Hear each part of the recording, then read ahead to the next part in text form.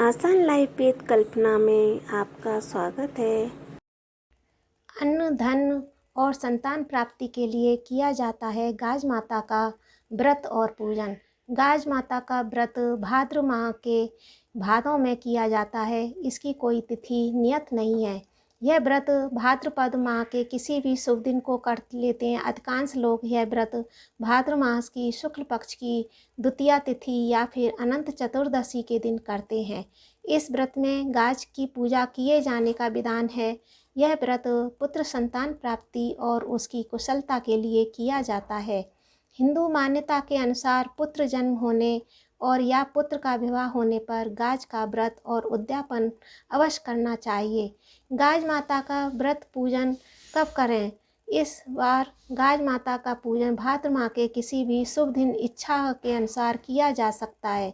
गाज माता का व्रत पूजन करने की विधि इस प्रकार है। जिस दिन आप यह व्रत करें वो शुभ दिन हो। व्रत के दिन प्रातःकाल स्नान और नित्य क्रिया से निवृत्त होकर स्वच्छ वस्त्र धारण करें।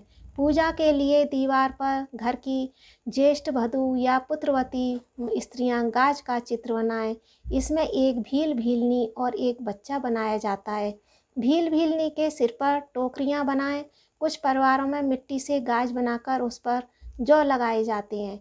कुछ परिवारों में कच्चे सूत के 3 धागे रखकर ही पूजा की जाती है। अधिकतर इस दिन अपने कुल देवता या कुल देवी की पूजा करते हैं। यह आप अपने परिवार की परंपरा के अनुसार करें। एक जल से भरा कलश रखें। हलवा पूड़ी का भोग लगाएं। कुछ परिवारों में गाज के व्रत में रोट का भोग लगाने और व्रत करने वाली स्त्री को भोजन में रोट खाने की परंपरा है। हाथ में गेहूं के दाने हाथ में रखकर गाज माता की कहानी सुने। गाज की कहानी सुनने के बाद विंदायक जी की कहानी जरूर सुने। फिर कलश का जल सूर्य देव को चढ़ा दें। गाज माता के व्रत का उद्यापन करने की विधि इस प्रकार है। जब किसी स्त्री को पुत्र प्राप्त हो या उसके पुत्र का विवाह हो तो उसे उस वर्ष के भाद्रपद माह के किसी भी दिन गाज के व्रत का उद्यापन करना चाहिए। उद्यापन के लिए एक चुनरी पर 7 जगह 4-4 पूड़ियाँ, हलवा और दक्षिणा पैसे रखें। फिर एक जल के कलश पर स्वास्तिक बनाएं।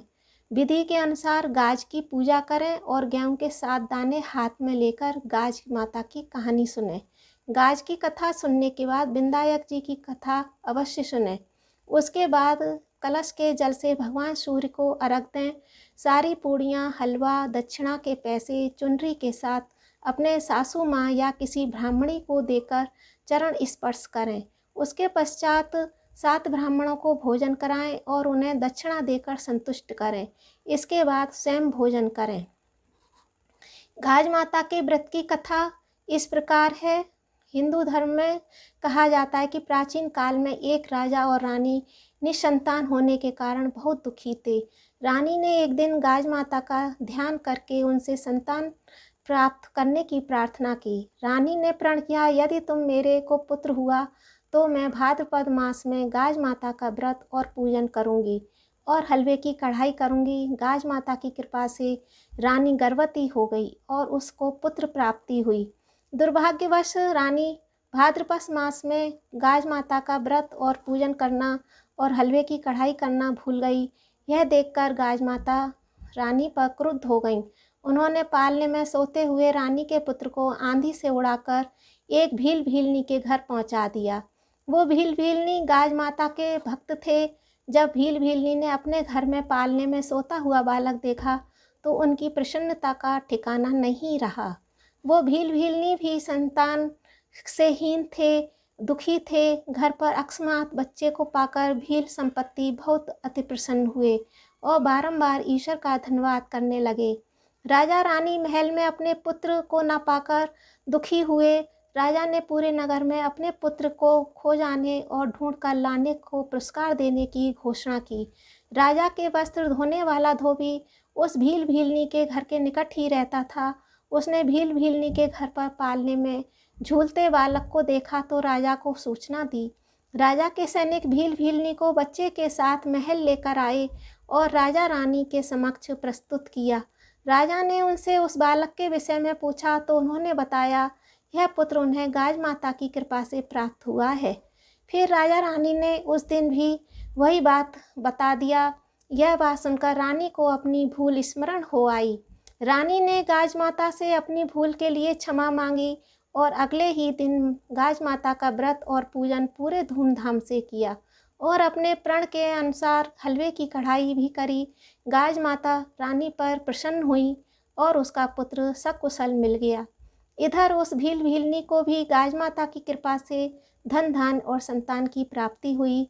हे माता, आपने जिस प्रकार राजा रानी और भील भीलनी की मनोकामना पूरी की, उसी प्रकार सभी की मनोकामना पूरी करना। गाज माता की दूसरी कहानी बहुत समय पहले की बात है कि अनंत चतुर्दशी के दिन इंद्रलोक की देव कन्याएं, स्त्रियां, अप्सराएं, यक्षिणी आदि धरती पर गाज का पूजन कर रही थीं। तभी एक भीलनी ने उन्हें देखा और कहा कि ये आप क्या कर रही हैं? तो उन्होंने बताया कि हम गाज माता का पूजन कर रहे हैं। भीलनी ने पुनः इच्छा का महत्व बताया। कृपा करके मुझे बताइए, आपको इस व्रत में देखकर मेरे मन को बड़ी इच्छा हो रही है।